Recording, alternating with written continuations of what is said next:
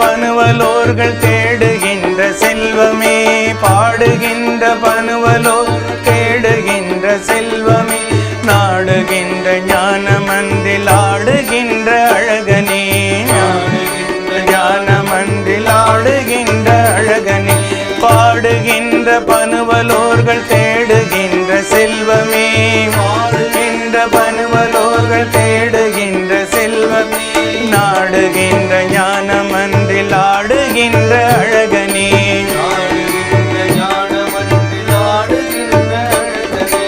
அத்தனென்று நின்னையே பக்தி செய்த பனுவலால், அத்தனென்று நின்னை பக்தி செய்த பனுவலால், அத்தனென்று நின்னையே பக்தி செய்த பனுவலால், பித்தனென்று பேசவே வைத்ததென்ன வாரமே, பித்தனென்று பேசவே வைத்ததென்ன வாரமே, பித்தனென்று பேசவே வைத்ததென்ன வாரமே,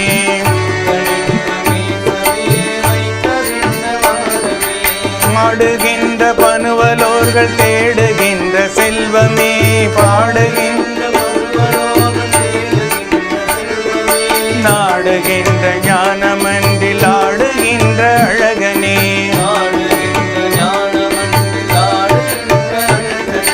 சிந்தை அன்பு சேரவே நைந்து நின்னை நாடினேன், சிந்தை அன்பு சேரவே, சிந்தை அன்பு சேரவே நைந்து நின்னை நாடினேன், வந்து வந்து இன்பமே தந்திரங்கு தானுவே, வந்து வந்து இன்பமே தந்திரங்கு தானுவே, வந்து வந்து இன்பமே தந்திரங்கு தானுவே,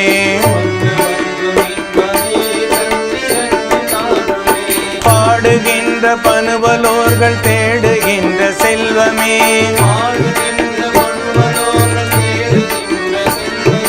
நாடுகின்ற ஞான மந்தில் ஆடுகின்ற அழகனே,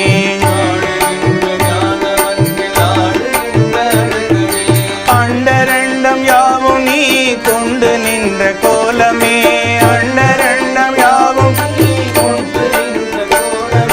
அண்டரண்டம் யாவும் நீ கொண்டு நின்ற கோலமே,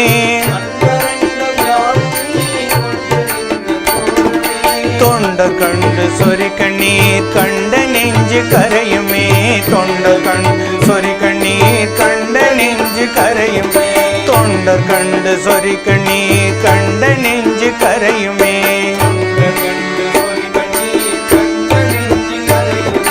பாடுகின்ற பனுவலோர்கள் தேடுகின்ற செல்வமே,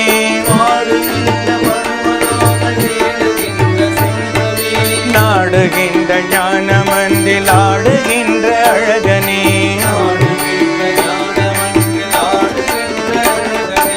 அன்னை போரளும் மிகுந்து மண்ணும் ஞான வரதனே, அன்னை போலருள் மிகுந்து மண்ணும் ஞான வரதனே, அன்னை போலருள் மிகுந்து மண்ணும் ஞான வரதனே, அன்னை போலருள் மிகுந்து மண்ணும் ஞான வரதனே, என்னையே எனக்களித்த நின்னையானும் நினைவனே, என்னையே எனக்களித்த நின்னையானும் நினைவனே, என்னையே எனக்களித்த நின்னையானும் நினைவனே,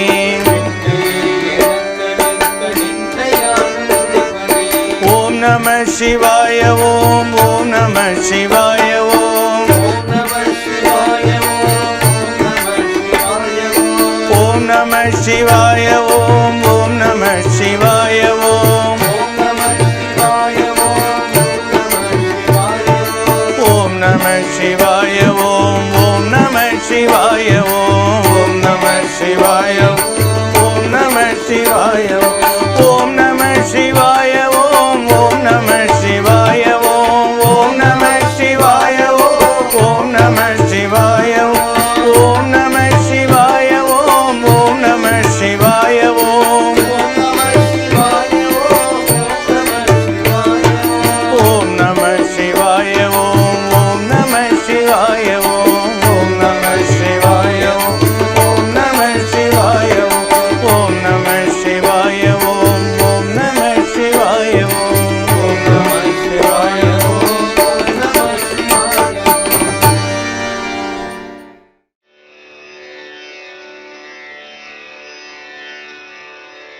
ஓம் அசதோமா சத்கமய தமசோமா ஜோதிர்கமய மிருத்யுமா அமிர்தம் கமய.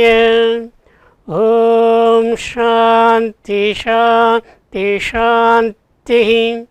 ஹரி ஓம். இந்த காணொளியை பார்த்து கொண்டிருக்கும் அனைத்து அன்பர்களின் இதயங்களில் விட்டிருக்கும் அந்த இறைவனுடைய திருவடிகளுக்கு என்னுடைய நமஸ்காரங்கள். இன்று என்றும் ஆனந்தம் தரும் ஆலயங்களில் பல அதிசயங்களும் அற்புதங்களும் நிறைந்ததுமான பல மலை தொடர்களின் நடுவில் விட்டிருக்கும் நாசிக் திரையம்பகேஸ்வரர் ஆலயத்தை பற்றி இப்போது நாம் பார்ப்போம். तत्पुरुषाय विद्महे महादेवाय धीमहि तन्नो रुद्र प्रचोदयात्. மேற்கொண்ட ஆலயத்தில் பல தீர்த்தங்களுடைய பெருமைகளையும் அதேபோல் மலைத்தொடர்களான பிரம்மகிரி, நீலகிரி, கலைகிரி என்ற பல மலைகளின் பெருமைகளை பார்ப்பதற்கு முன்பாக திரையம்பகேஸ்வரின் ஆரத்தியை தரிசிக்கலாம். வாருங்கள். மங்களம் த்ரம்பக நாம மங்களம்.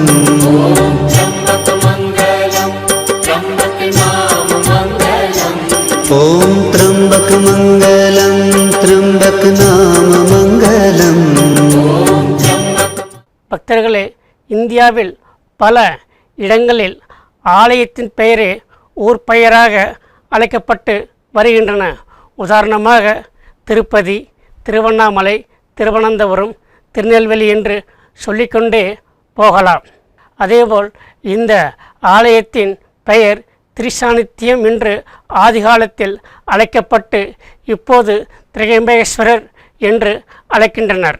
அன்பார்ந்த பக்தர்களே, இப்போது நாசிக்கிலுள்ள திரையம்பகேஸ்வரர் ஜோதிர்லிங்கம் ஆலயம் எவ்வாறு உருவானது என்பதை பார்க்கும் பொழுது பல ஆச்சரியமான தகவல்கள் இருந்த வண்ணம் இருக்கின்றது.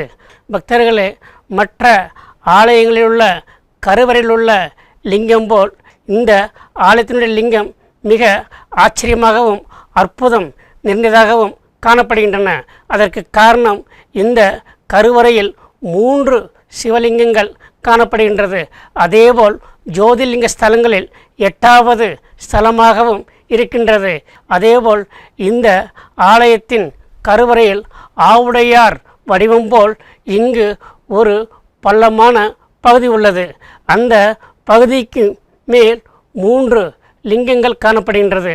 அந்த 3 லிங்கத்திற்கு பிரம்மா, விஷ்ணு, சிவா என்று அழைக்கப்படுவதால் இந்த கருவறையுள்ள லிங்கத்திற்கு திரையம்பகேஸ்வரர் என்று பக்தர்களால் அழைக்கப்பட்டு இன்றும் இருக்கின்றனர். இத்தகைய அற்புதமும் அதிசயம் நிறைந்த இந்த கருவறையை மையமாக வைத்துதான் ஆலயமானது கட்டப்படுகின்றது. இந்த ஆலயமானது கற்களால் கட்டப்பட்டு மிக திடகாத்திரமாக இன்றும் காட்சியளித்த வண்ணம் இருக்கின்றது. ஆதி காலத்தில் இந்த பகுதியை ஆண்டு வந்த பேஷ்வா என்ற மன்னர் இந்த ஆலயம் ஆரம்பிக்கப்பட்டது. இவர் ஆரம்பித்து 31 ஆண்டுகள் வரை இந்த ஆலயமானது கட்டப்பட்டிருந்தது. 31வது ஆண்டான 1785ஆம் ஆண்டு பேஷ்வா மன்னரின் மகனான நானா சாஹிப் என்பவரால் கும்பாபிஷேகம் நடத்தப்பட்டு இந்த ஆலயம் பக்தர்களுக்காக திறக்கப்பட்டன. இத்தகைய அற்புதமும் அதிசயமும் வாய்ந்த திரையம்பகேஸ்வரர் ஆலயத்தை இப்போது காணலாம். வாருங்கள். केश्वर के रूप में ध्यान करूं मैं शिव कर मनवा, ध्यान करूं मैं शिव का.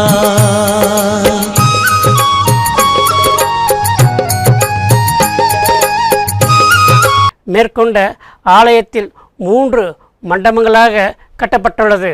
அதாவது புகு மண்டபம், சபா மண்டபம், கருவறை மண்டபம் என்று பல மண்டபங்களாக கட்டப்பட்டு பக்தர்களுக்கு பயன்படும் வண்ணம் இன்றும் காட்சியளிக்கின்றது. அதேபோல் இந்த ஆலயத்தை சுற்றி எண்ணற்ற சன்னதிகளும் கட்டப்பட்டுள்ளன. அதாவது கங்காதேவி சன்னதி, விஷ்ணு சன்னதி, சயனாரை என்று பல சன்னதிகள் இருக்கின்றன. அதேபோன்று துவாரக பாலர்கள் விக்கிரகமும் இந்த ஆலயத்தில் இருக்கின்றது.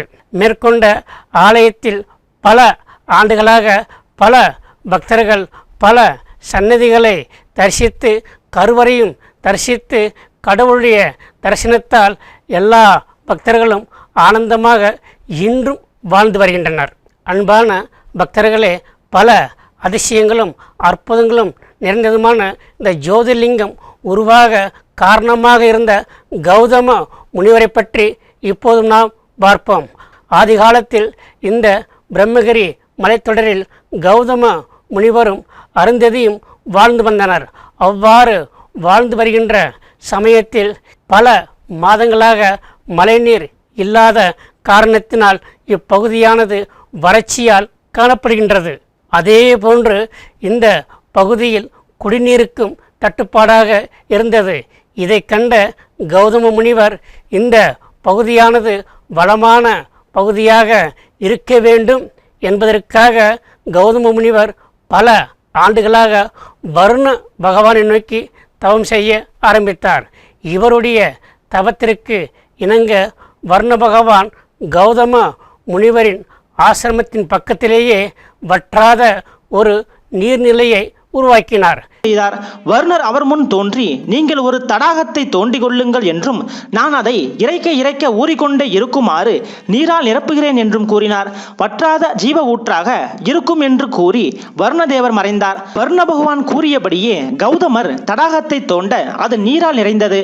இவ்வாறு இந்த நீர்நிலையை மையமாக வைத்துதான் இந்த பகுதியில் உள்ள எல்லா மக்களும் குடிநீர் தட்டுப்பாடில்லாமல் மற்றும் வளத்தோடு வாழ்ந்து வருகின்றனர். இவ்வாறு இருக்கின்ற சமயத்தில் இந்த வளமான பகுதியை கண்ட வெளியிலுள்ள அந்தணர்கள் பிராமணர்கள் பலர் இந்த நீர்நிலையை சுற்றி வீடுகள் அமைத்து அங்கு குடியேறினர். அவ்வாறு பலர் குடியேறினாலும் சில நய வஞ்சகர்கள் கௌதம முனிவரையும் கௌதம முனிவர் குடும்பத்தையும் இந்த இடத்தை விட்டு துரத்த வேண்டும் என்பதற்காக பல நாட்களாக திட்டமிட்டு கௌதம முனிவருக்கு கஷ்டங்களை கொடுத்து வந்தனர். இவ்வாறு இருக்கின்ற சமயத்தில் கௌதம முனிவர் அந்த நயவஞ்சகர்களுக்கு தக்க பாடத்தை கற்பிக்க வேண்டும் என்பதற்காகவும் அவர்கள் திருந்தி வாழ வேண்டும் என்பதற்காக சிவபெருமானை நோக்கி அவர் தவம் செய்ய ஆரம்பித்தார். இவ்வாறு கௌதம முனிவர் தவம் செய்வதை பார்த்த நயவஞ்சகர்களுக்கு பயம் ஏற்பட்டது. இறுதியாக சிவபெருமான் கௌதம முனிவருக்கு காட்சியளித்தார். கௌதமரே, இதோ உமது தவப்பலனை நான் அளிக்கிறேன் என்றும் அதன்படி கங்கையானவள் இங்கு கௌதமி என்ற பெயரில் பிரவகிப்பாள் என்றும் கூறுகிறார். மேலும் யான் திரியம்பகேஸ்வரர் என்ற பெயரில் ஜோதிர்லிங்க உருவில் கௌதமி தீர்த்தத்தில் இருந்து பக்தர்களுக்கு அருள்பாலிப்பேன் என கூறி மறைந்தார். அவ்வாறு காட்சியளித்தது மட்டுமில்லாமல் சிவபெருமான் ஜோதிர்லிங்கமாகவும் அவருக்கு காட்சியளித்தார். அந்த ஜோதிர்லிங்கத்தில் 3 லிங்கமாகவும் பிரம்மா, விஷ்ணு, சிவா என்று 3 மூர்த்திகளை கொண்ட திரகம்பேஸ்வரராக சிவபெருமான் காட்சியளித்தார். இத்தகைய நிகழ்வுகளை கேள்விப்பட்ட அந்த நயவஞ்சர்கள் கௌதம முனிவரிடம் மன்னிப்பு கேட்டு சரணாகதி அடைந்தனர். அதேபோல் அவர்களும் நல்வாழ்க்கையில் ஈடுபட்டனர். இவ்வாறாக இத்தகைய ஜோதிர்லிங்கம் வருவதற்கு முக்கியமான காரணமாக இருந்தவர் கௌதம முனிவர் ஆவார். கௌதம முனிவரின் முயற்சியால் இந்த லிங்கம் இங்கு உருவாக்கப்பட்டு பல பக்தர்களால் இன்றும் வழிபட்டு பயனடைந்த வண்ணம் இன்றும் இருக்கின்றனர். அன்பான பக்தர்களே, ஆண்டவன் பக்தர்களே ஆபத்திலிருந்து காக்கவும் பக்தர்கள் எப்போதும் ஆனந்தமாக வாழவும் அவ்வப்போது எல்லா இடங்களிலும் பகவான் அவதாரமாக அவதரிக்கின்றார். அது மட்டுமல்ல, சில இடங்களில் சிவபெருமான் ஜோதிர்லிங்கமாகவும் அவதரிக்கின்றார். இதனால் பக்தர்களுக்கு தூய பக்தியை கொடுப்பதோடு மட்டுமல்லாமல் பக்தர்கள் வேண்டிக் கொண்டதற்கு இணங்க முக்தியும் அளித்த வண்ணம் இன்றும் இருக்கின்றனர். இவ்வாறு இந்தியா முழுவதும் பல இடங்களில் பல அவதாரங்கள் நிகழ்ந்த வண்ணம் இன்றும் இருக்கின்றனர். உதாரணமாக விஷ்ணு பகவான் 24 அவதாரங்கள் எடுத்ததாக ஸ்ரீமத் பாகவதம் கூறுகின்றது. அதேபோல் சக்தியானவர் 51 சக்தி பீடங்கள் என்று இந்தியாவின் பல இடங்களில் தோன்றி அங்குள்ள மக்களை வளமோடு வாழ்வதற்கு உண்டான வழிவகையும் செய்து கொண்டே இருக்கின்றனர். பக்தர்களின் குறைகளை போக்குவதற்காக சிவபெருமான் 19 அவதாரங்கள் எடுத்ததாக புராணங்கள் கூறுகின்றன. இத்தகைய அதிசயமும் அற்புதமும் நிறைந்த சிவபெருமானின் 19 அவதாரங்களை காணலாம் வாருங்கள். 19 அவதாரங்கள் இருக்குதுங்க.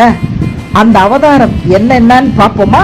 1 பிப்லாட் அவதாரம், 2 நந்தி அவதாரம், 3 வீரபத்ர அவதாரம், 4 பைரவ அவதாரம், 5 அஸ்வத்தாமா அவதாரம், 6 ஷரபா அவதாரம், 7 கிரகபதி அவதாரம், 8 துர்வாச அவதாரம், 9 ரிஷப அவதாரம், 10 ஹனுமான் அவதாரம், 11 யாதிநாத் அவதாரம், 12 கிருஷ்ண தர்ஷன் அவதாரம், 13 பிசரேஸ்வரியா அவதாரம், அதாவது பீஸ்வரியா அப்படின்னு சொல்லலாம், 14 சுண்டன் தர்கா அவதாரம், 15 யஷக்வர் அவதாரம், 16 விசுவரியா அவதாரம், 17 கீரத் அவதாரம், 18 அவதுட் அவதாரம், 19 சுரேஸ்வர் அவதாரம்.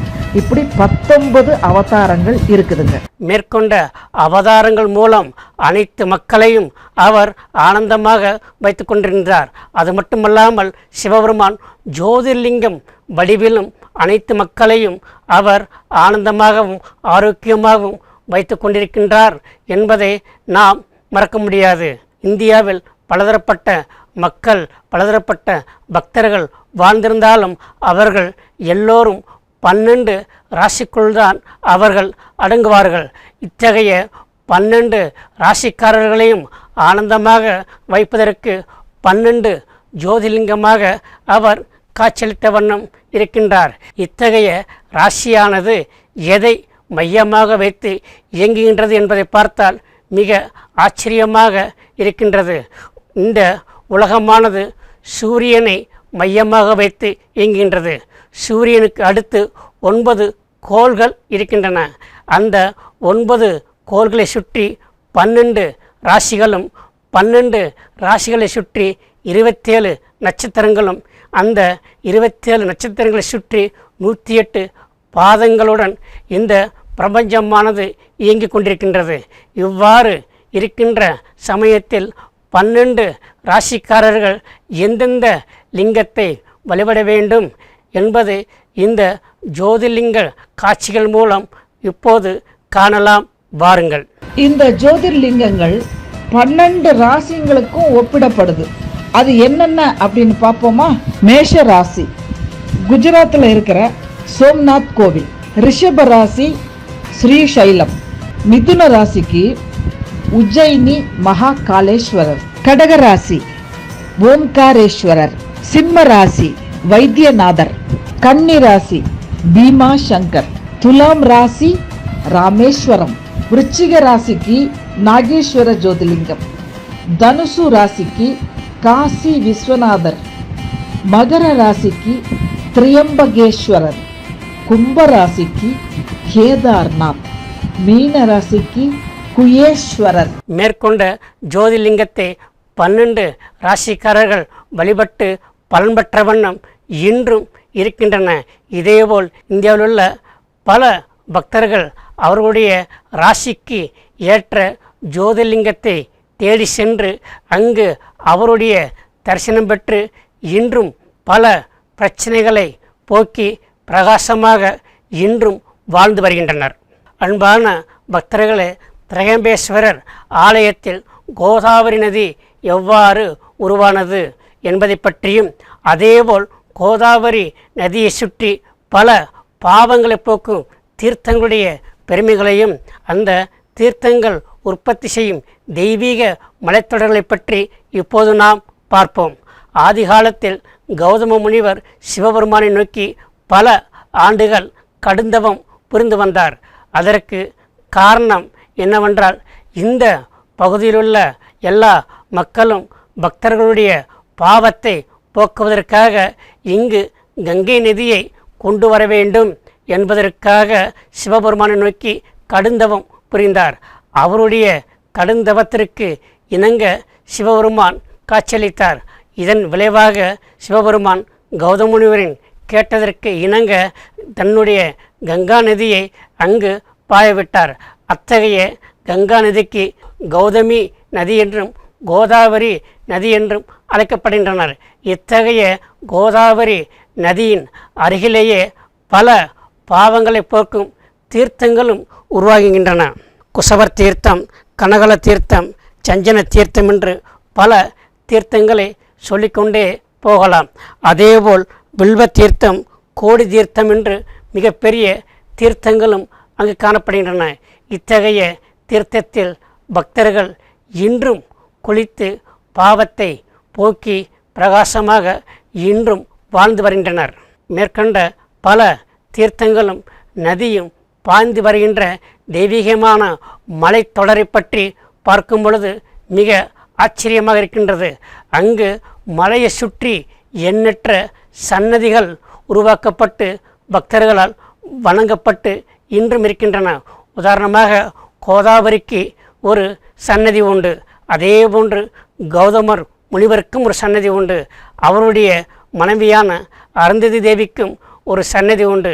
இவ்வாறு மலைகளை சுற்றி எண்ணற்ற சன்னதிகள் உருவாக்கப்பட்டு தெய்வீக மலையாக பக்தர்களுக்கு காட்சியளித்த வண்ணம் இருக்கின்றது.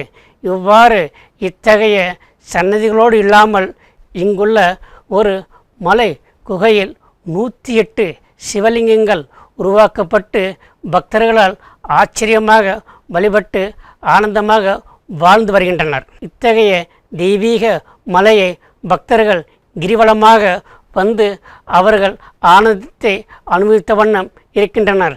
உள் கிரிவலமாக 16 கிலோமீட்டர் சென்று பக்தர்கள் இன்றும் கிரிவலமாக சென்று வருகின்றனர். அதே போன்று வெளிப்பிரகாரமாக 48 கிலோமீட்டர் அவர்கள் கிரிவலமாக செல்லும் பொழுது செல்லும் வழியில் பல தெய்வீக ஆலயங்களையும் வழிபட்ட வண்ணம் அவர்கள் கிரிவலம் செல்கின்றனர். உதாரணமாக கால பைரவர், குஷேஸ்வரர், திருச்சந்திரேஸ்வரர் என்று பல ஆலயங்களை வழிபட்டு செல்லும் பொழுது அங்கு ராமர் கோயில்களையும் அவர் வழிபடுகின்றனர். அன்பான பக்தர்களே, இத்தகைய ராமர் கோயில் எவ்வாறு இங்கு உருவானது என்பதை பார்க்கும் பொழுது மிக ஆச்சரியமாக இருக்கின்றது. ராமாயண காலத்தில் ராமர், லக்ஷ்மணர், சீத்தை இவர்கள் இங்கு தங்கி பஞ்சவடி அமைத்து வசித்து வந்தனர் என்று புராணங்கள் கூறுகின்றனர். அது மட்டுமல்ல, இவர்கள் வாழ்ந்து வரும் காலத்தில்தான் சூர்பனகையானவர் இங்கு வந்து ராமரோடையும் லக்ஷ்மணரோடையும் விவாதம் செய்ததாக புராணங்கள் கூறுகின்றன. இவ்வாறு மேற்கொண்ட மலைத்தொடர்களில் பாவம் போக்கும் பல தீர்த்தங்களும் பல சன்னதிகளும் நிறைந்து காணப்படுகின்ற காரணத்தினால் இத்தகைய மலையை தெய்வீக மலை என்று அழைக்கப்படுகின்றன. அது மட்டுமல்ல, இத்தகைய தெய்வீக மலையை பல பக்தர்கள் கிரிவலமாக சுற்றி வந்து அவர்களுடைய பாவத்தை போக்கி அவர்கள் ஆனந்தமாக வாழ்ந்து வருகின்றனர். இவ்வாறு பல்லாயிரக்கணக்கான ஆண்டுகளுக்கு முன்னரே இங்கு பல சாதுக்கள், பல மகான்கள் வாழ்ந்தும் தவம் செய்த வண்ணம் இருக்கின்றனர். இதனால்தான் என்னவோ இங்கு 12 வருடத்திற்கு ஒரு முறை கும்பமேளா என்ற ஒரு நிகழ்வானது நடக்கின்றது. இந்த கும்பமேளாவானது மிக விமர்சையாக பல நாட்கள் கொண்டாடப்படுகின்றது. இத்தகைய கும்பமேளாவில் இந்தியாவில் உள்ள பல இடங்களிலிருந்து பல மகான்கள், சாதுக்கள், பல்லாயிரக்கணக்கான பக்தர்கள் இங்கு வந்து இந்த கும்பமேளா விழாவில் கலந்து கொண்டு கோதாவரி நதிக்கரையில் நீராடி பாவம் போக்கி பவித்திரமாக இன்றும் வாழ்ந்து வருகின்றனர். மேற்கொண்ட பல அதிசயங்களும் அற்புதங்களும் நிறைந்த ஆலயத்திற்கு நாம் செல்ல வேண்டுமென்றால் முதலில் சென்னைக்கு செல்ல வேண்டும். சென்னையிலிருந்து ரயில் மார்க்கமாகவோ விமான மார்க்கமாகவோ பேருந்து மார்க்கமாகவோ நாம் முதலில் மகாராஷ்டிராவுக்கு செல்ல வேண்டும். மகாராஷ்டிராவிலிருந்து நாசிக் என்ற இடத்திற்கு சென்று அங்கிருந்து 28 கிலோமீட்டர் பேருந்து மார்க்கமாக திரகம்பேஸ்வரர் என்ற இடத்தை அடைந்து அங்குள்ள ஆலயத்திற்கு சென்று இன்றும் வழிபட்டு பலன் பெற்ற வண்ணம் பல பக்தர்கள் இருந்து கொண்டு இருக்கின்றனர்.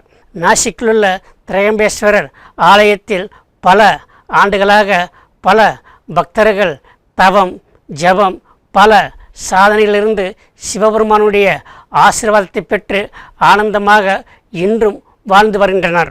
உதாரணமாக கௌதம முனிவர், அகல்யை, கோரக்கநாதர், ஞானேஸ்வரர், நானாசாஹிப் என்று பலர் சொல்லிக்கொண்டே நாம் போகலாம். மேற்கொண்ட பக்தர்களைப் போல் இந்த காணொளியை பார்த்து கொண்டிருக்கும் அனைத்து அன்பர்களும் வாழ்வில் ஒரு நாளாவது மகாராஷ்டிராவில் உள்ள நாசிக் என்ற இடத்திலுள்ள திரயம்பேஸ்வரர் ஜோதிர்லிங்கத்தை தரிசிப்பதன் மூலம் சிவபெருமானுடைய ஆசீர்வாதத்தால் என்றும் எப்போதும் ஆனந்தமாகவும் ஆரோக்கியமாகவும் அமைதியோடும் வாழ எல்லா வல்ல திரயம்பேஸ்வரர் சிவபெருமானை பிரார்த்தனை செய்து யாம் நிறைவு செய்கின்றோம். ஓம் சாந்தி ஹரி ஓம் தஷத் ஸ்ரீராமகிருஷ்ணார்ப்பணமஸ்து.